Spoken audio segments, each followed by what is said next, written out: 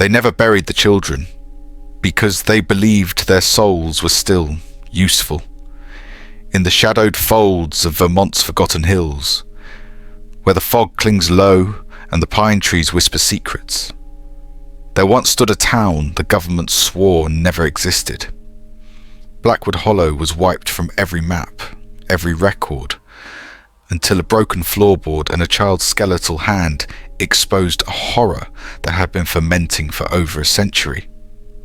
What unfolded beneath that soil was not just a true horror story. It was a systematic experiment on orphans, hidden under the veil of religion, family, and frontier virtue. This isn't fiction.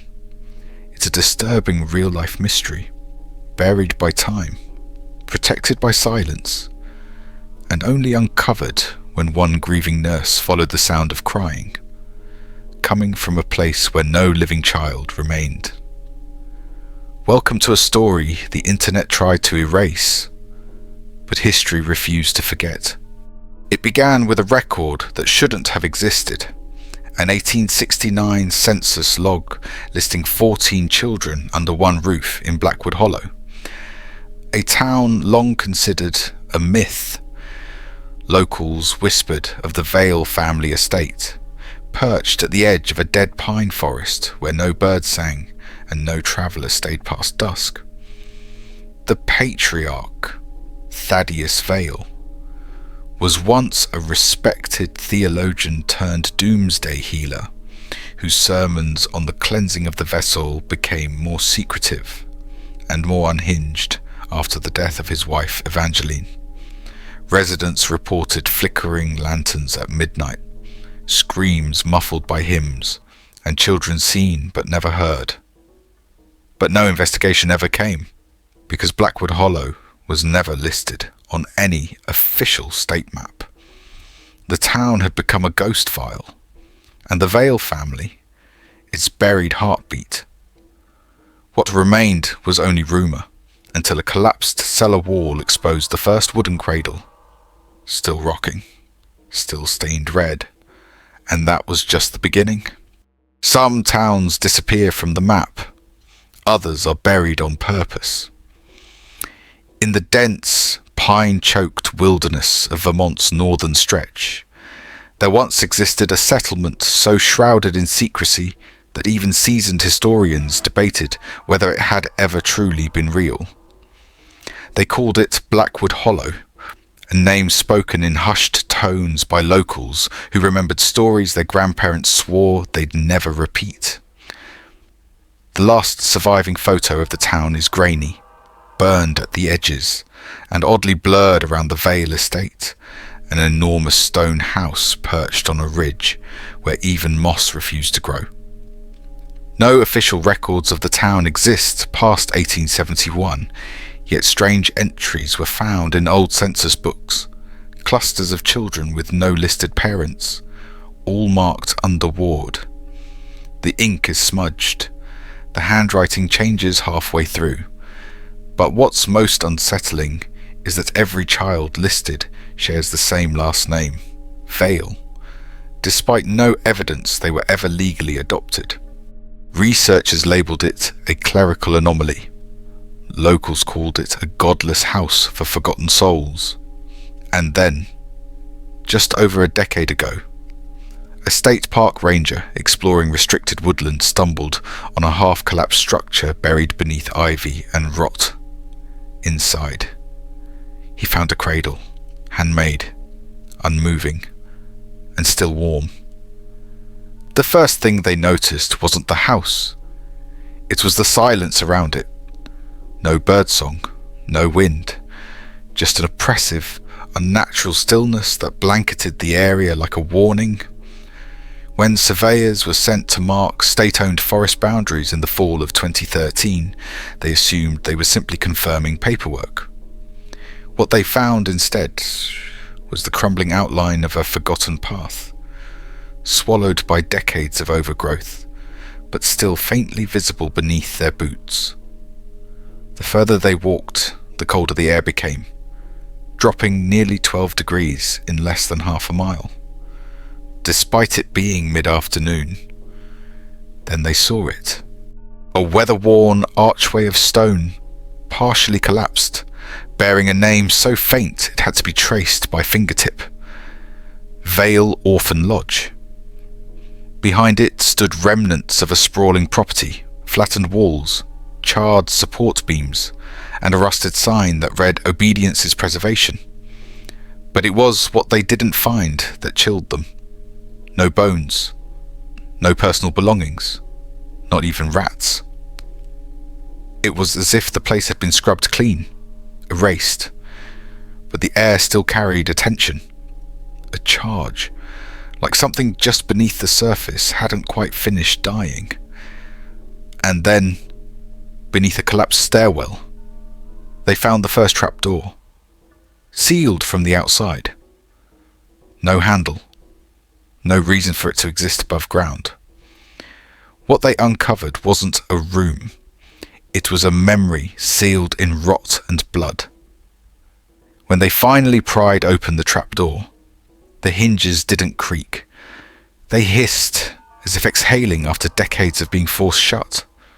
The air below reeked of mildew and something sharper, copper, old decay, the sour scent of forgotten things.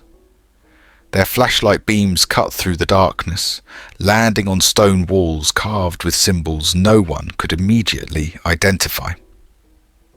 At first glance, the space resembled a storm cellar, about 7 feet deep and wide enough to store firewood. But then they saw the outline. A crude wooden cot, barely the length of a child's body. A metal bowl bolted to the ground, and in the corner, the unmistakable curve of a human hand, small, skeletal, curled as if in defense. The bones were dry, fragile, and strangely clean. No fabric, no shoes, no ID, no name. But something else was there, carved into the wood behind the cot in shaky, repeated script. I am still here. I am still here. I am still here. It wasn't just a cellar. It was a holding chamber. One of many, as later confirmed by ground-penetrating radar. But who were they holding, and why? That answer wouldn't come from the cellar. It would rise from the ashes of a family name buried for over 150 years. Before the children vanished, they were never allowed to speak. According to fragmented diaries and one chilling court transcript buried in a county archive, the Vale household operated more like a doctrine than a home. Obedience wasn't just enforced, it was ritualized. Visitors were forbidden, letters were burned, and every room was fitted with locks from the outside.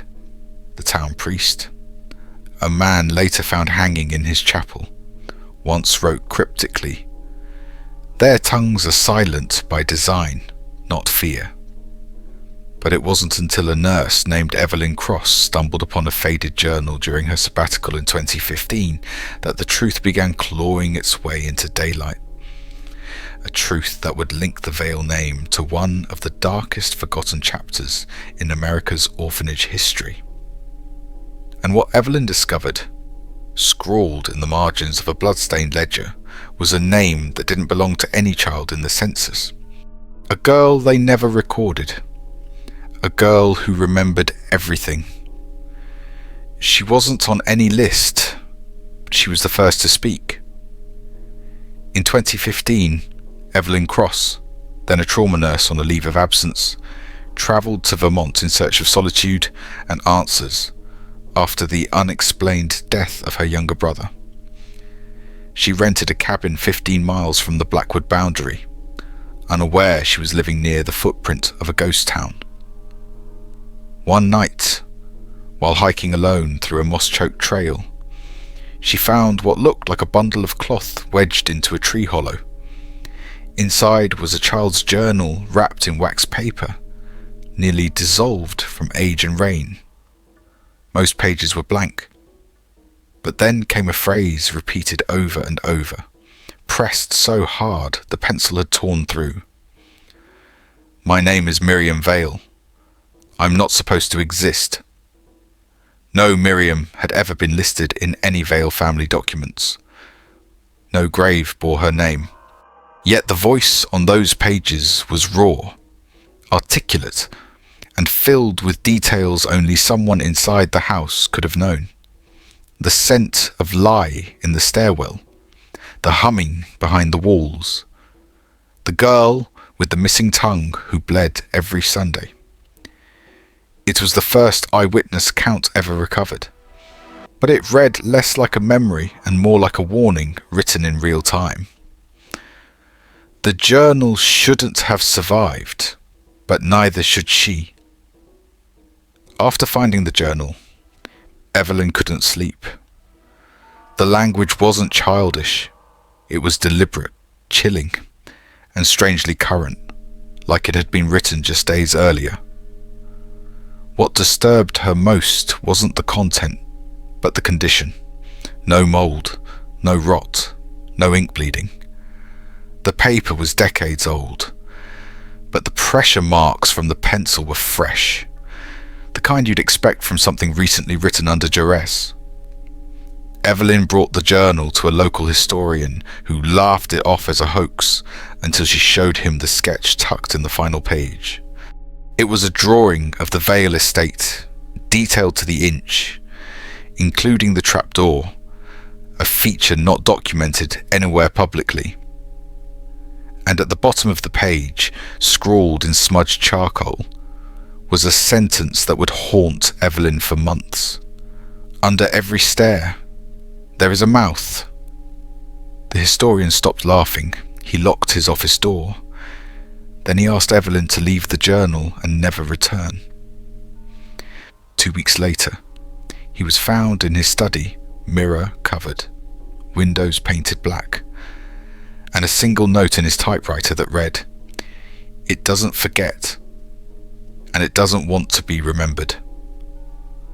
The more she read, the more it felt like the journal was reading her back. Evelyn couldn't let it go. She scanned every page, every pressure line, every smudge on the margins. But there was something she hadn't noticed at first. The handwriting subtly shifted every few entries, like different hands were writing the same story from inside the same walls. One entry was frantic and misspelled, begging for someone named Rena to stop screaming. Another was calm, almost analytical, describing the taste of chalk and copper in the morning water. But one entry, dated July 3rd, no year, was completely crossed out in charcoal, followed by the words, "They know I'm writing again." That night, Evelyn heard a knock at her cabin door. No one was there. Just a small, carved object left on the porch. A wooden token etched with the same phrase from the cellar wall, "I am still here." The next morning, her laptop refused to turn on. Her phone glitched, camera stuck on black. She took the journal to a former forensic document examiner, who confirmed something impossible. The pressure marks in the journal were made no more than 3 months ago. But the paper, pre-1900, it wasn't just a relic, it was a cry. And someone, or something, was still answering. What began as folklore was now pressing into the present, louder, closer, undeniable. The deeper Evelyn dug, the more she uncovered a pattern of disappearances eerily aligned with the journal's cryptic timeline. Children who were never reported missing. Locals who vanished during routine hikes. And a chilling 1982 police report marked, sealed under state order. But the most disturbing clue wasn't in the archives. It was in her blood. Some inherit money, others inherit silence. Evelyn's migraines began 3 weeks after the journal entered her home. Her dreams bled with static, flashes of stone corridors, and unseen children whispering numbers backward. Then came the nosebleeds, and the voice that only she could hear. repeating the same phrase from the cellar wall like a metronome. I am still here? Desperate, she ordered a DNA ancestry kit, more out of paranoia than logic, just to rule out the impossible. The results shattered her. Evelyn Cross was a direct descendant of the Vale line, through a branch listed as terminated in 1871. Her great-great-grandmother had been one of the undocumented children, a girl erased from all records at age 7. That meant the journal hadn't found her by chance. It had returned to her. She contacted 2 surviving relatives, both distant cousins. One refused to speak. The other answered once, whispered, "Don't say their name out loud," and hung up. A week later, he was reported missing after a solo camping trip, his shoes found on a tree branch 15 feet above the ground. Evelyn wasn't researching history anymore. She was sinking into a bloodline that didn't want to be remembered, and punished those who tried. What do you do when the thing chasing you is your own name?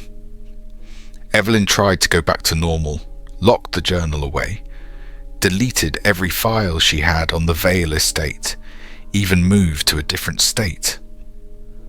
But the silence followed. Devices malfunctioned without warning. Birds stopped landing near her windowsill. Packages arrived at her new apartment with no return address, each one containing a crude wax figure, its mouth sewn shut with black thread. When she took one to the police, they dismissed it as a prank. But her building's security footage showed no one entering or leaving during the delivery times. Then came the voicemail, a distorted recording of a child humming, followed by a whisper. "You forgot the last stair." That same night, her carbon monoxide detector went off for no reason. When she stepped outside for air, every streetlight on her block blinked out at once. She wasn't being haunted, she was being reclaimed. Her lineage wasn't just genetic, it was active, and whatever lived beneath the Vale house had left a scar in her blood that couldn't be outrun, denied, or deleted. The inheritance was awake. Some doors don't creak when they open, they breathe. Evelyn knew she couldn't run anymore. She returned to Vermont, back to the edge of the Blackwood forest, carrying nothing but the journal and a recorder. This time, she followed the map etched faintly in charcoal on the back cover, a path that led her to the original Vale property, now swallowed by vines and half collapsed under time. The moment she stepped over the threshold, the air shifted, thicker, colder, like stepping into a throat. Her flashlight flickered, even with fresh batteries. Every room echoed back a half-second too late, like the house was trying to mimic the sound of her breath. Then she found it, a stairwell descending into black earth, each step marked with a number in chalk. But the final step, step 31, was missing its mark. Instead, it was carved with the words, "Speak and be devoured." Evelyn whispered her name aloud, trembling. The moment the last syllable escaped, the walls vibrated and the recorder in her hand shattered. She wasn't in a house. She was inside a memory that had been waiting for its blood to return. And now that it had, it wouldn't let her leave. There are places history refuses to archive, because the walls still remember. As Evelyn descended into the soil-soaked dark beneath the Vale estate, the past didn't whisper, it screamed. This wasn't discovery anymore, it was confrontation. Every step deeper unravelled something older than blood, more primal than fear. And what waited at the bottom wasn't just truth, it was ritual, alive and watching. The The floor wasn't built, it was fed. Evelyn reached the bottom of the stairwell and stepped into a chamber untouched by time, sealed in damp earth and silence. The walls were lined not with stone, but with bones, tiny, deliberate, arranged in patterns that mirrored the strange glyphs inside the journal. At the centre was a wooden chair, child-sized, rotted through at the legs, yet somehow upright, surrounded by dozens of mirrors, all facing inward. Each mirror reflected a different version of Evelyn, one smiling, one weeping, one entirely motionless. She blinked, and one version didn't. Carved into the dirt below her feet were the words, "I am not what left, I am what stayed." Logic collapsed. Time bent. This wasn't about a haunted house or cursed lineage. This was a womb of memory, alive, hungry, and sentient. The Vale family hadn't been keeping secrets. They had been offering blood to something that fed on identity, on forgetting, on the erasure of those who dared to remember. Evelyn's name was not hers. It had been borrowed, and the debt was due. It wasn't haunting her. It was rehearsing her. Evelyn's breath caught as the mirrors began to hum, low and dissonant, vibrating with a pitch that didn't belong to the physical world. Her reflection split again, now hundreds of Evelyns staring back, each trapped in slightly different poses, looping gestures she hadn't made yet. The air grew thick like molasses, and when she reached out, her hand passed through glass like water, yanked backward by a force inside her own reflection. In that moment, she realized, this place didn't remember the past. It rehearsed futures until one finally fit. She wasn't the first Evelyn to come here. She was one of many iterations, trial versions, each drawn by blood to repeat the ritual. And the entity didn't just want a lineage. It wanted submission. It wanted her to stop resisting, to fall into the pattern, to become the version that stayed. The journal hadn't documented history. It had written scripts, and she had been following her lines all along. This wasn't destiny. It was programming. And every breath she took was no longer her own. You were never the audience. You were always the offering. Evelyn backed away from the mirrors, but the chamber didn't let her leave. It shifted. The ceiling pulsed, the dirt breathing like lungs beneath her feet, and a low chant began to echo from nowhere and everywhere, in a voice that sounded like her mother's, but warped, stretched, unhuman. The glyphs on the wall ignited faintly with a red glow, and the chair at the centre scraped across the floor without being touched, dragging itself to face her. On its seat, the journal now lay open, not to a page she'd read, but to one blank, until her name burned itself into the parchment. Underneath, a sentence appeared, word by word. "This version fits." Evelyn screamed, but the sound came out late, as if the room was choosing how to play it back. The ritual didn't demand belief, it demanded surrender. And the worst part wasn't that she couldn't escape. It was that she'd been here before, and failed, over and over. She wasn't breaking a curse, she was completing it. The house didn't trap her, she completed its design. Evelyn collapsed to her knees as the chamber began to rotate, not physically, but perceptually. The corners no longer obeyed geometry. Walls folded inward, then outward, like breathing origami, each movement revealing a different scene from the Vale bloodline. A boy walking backward into flame, a woman tearing her own face off in a mirror, a man whispering to a crib filled with dirt. These weren't visions. They were memories stored in the house, playing themselves like reels, waiting for her to absorb them. She tried to close her eyes, but the images burned against her eyelids, searing her thoughts with lives that weren't hers, but now were. The journal floated mid-air, pages turning violently as if possessed by windless wrath, and landed on a single phrase etched in crimson: "You are the 13th echo."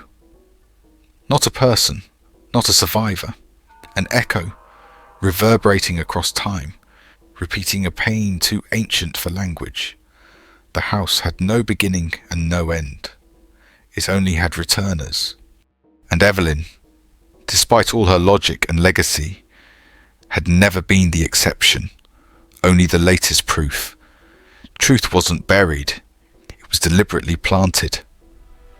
Evelyn reached for the journal, but it burned cold, not hot, a frostbite of memory that surged through her veins, freezing every instinct to flee. The words on the final page were not ink, they were etched in bone, literal fragments of past versions of herself, pressed flat like parchment. Her reflection in the mirror no longer moved with her. It moved ahead of her, dictating instead of mimicking. She wasn't alive inside the house. She was lagging behind her own echo, and the chamber was simply letting her catch up.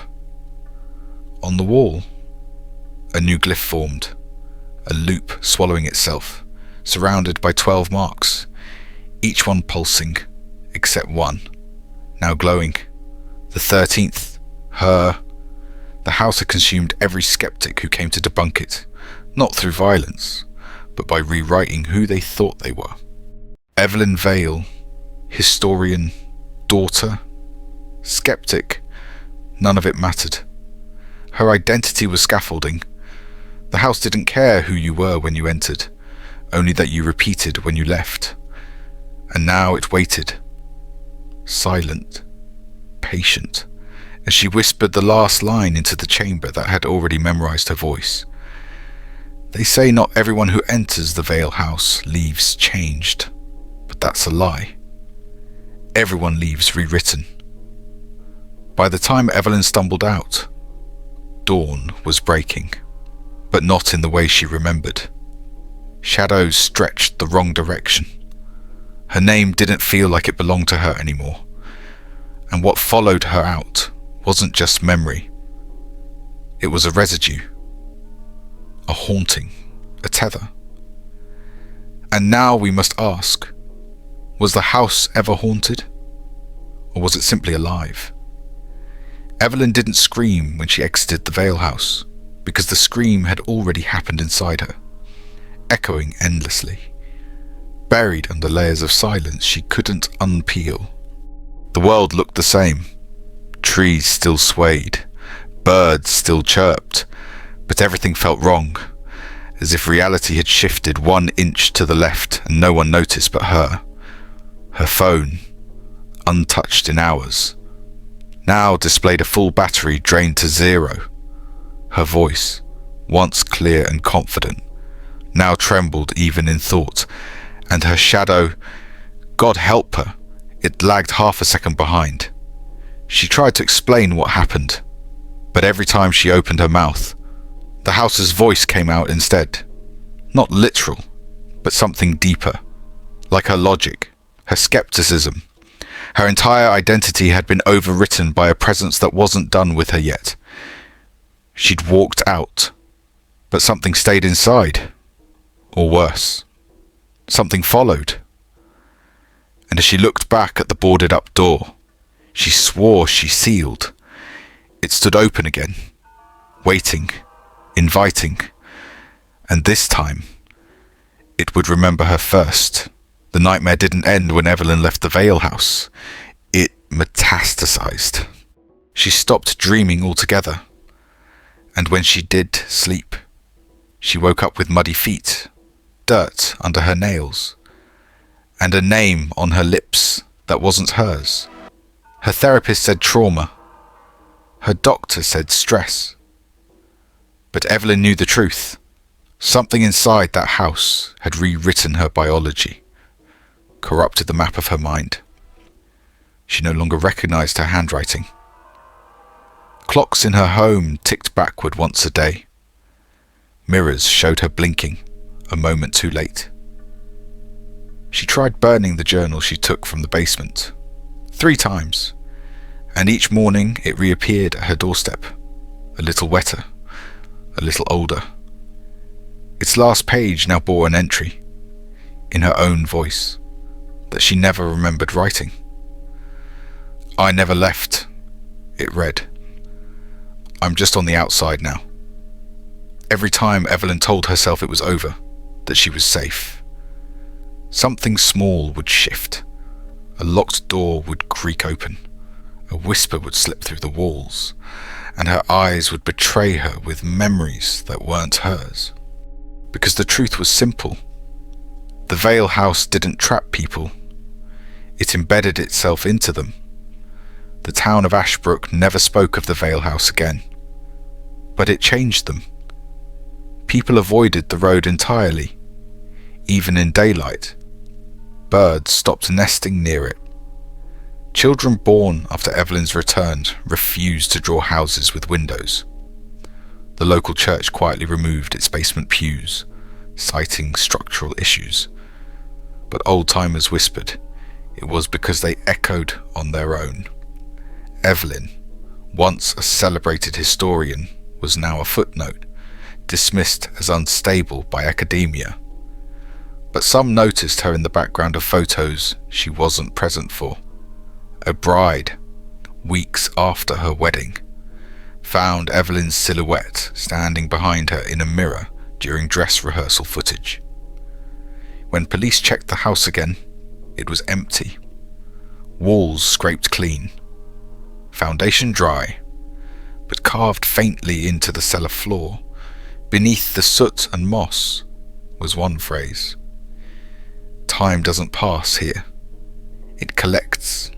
Some said Evelyn had become part of the place. Others said the place had become her, but every few years, on the coldest night of fall, someone reported hearing a voice near the edge of the property, soft, melodic, impossible to ignore. It always said the same thing. We remember, a decade later, Evelyn's journals were quietly donated to the Ashbrook Historical Society, anonymous, incomplete, and stained with what one archivist called unidentifiable residue. No one knew who sent them. Inside, pages ended mid-sentence. Ink streaked as if snatched from her hand.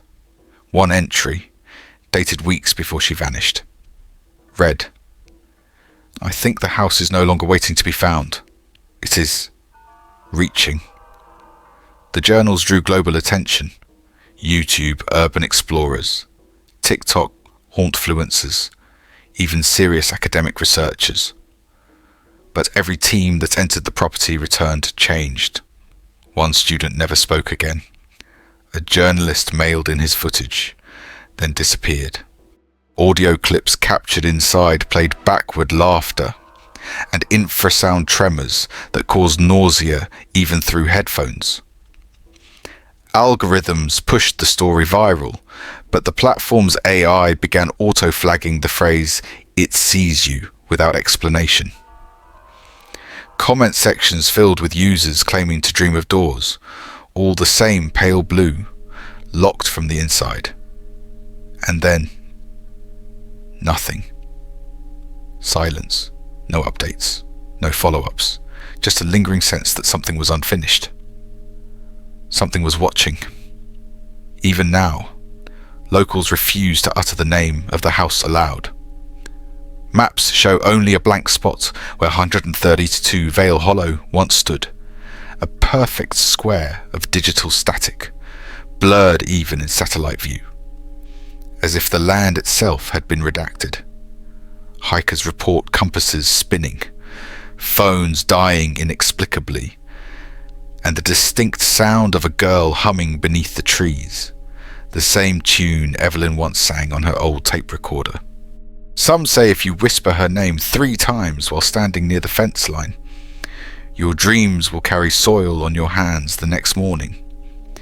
The Ashbrook County Tourism Board has banned all media inquiries, but TikTok trends surge every October, feeding on fear. Yet what lingers most isn't the footage, or the journal pages, or the blurry figures caught at the edges of night vision. It's the silence. A silence so thick it swells through headphones, presses against your skull, and makes you forget what you were looking for in the first place. Because some stories don't end, they embed. And this one, it's still spreading.